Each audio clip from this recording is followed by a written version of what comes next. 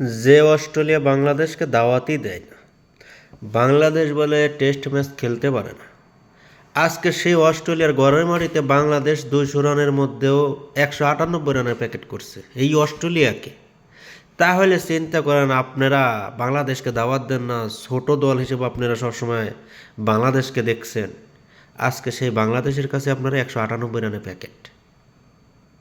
এখন যদি বলেন হয়তো এই কথাটা বললাম কিসের জন্য, বাংলাদেশ এমন একটা টিম, বাংলাদেশ ক্রিকেট দুর্দান্ত খেলে, কিন্তু আপনারা দাওয়াত দেন না বইতে, আপনাদের মান সম্মান যাবে বলে।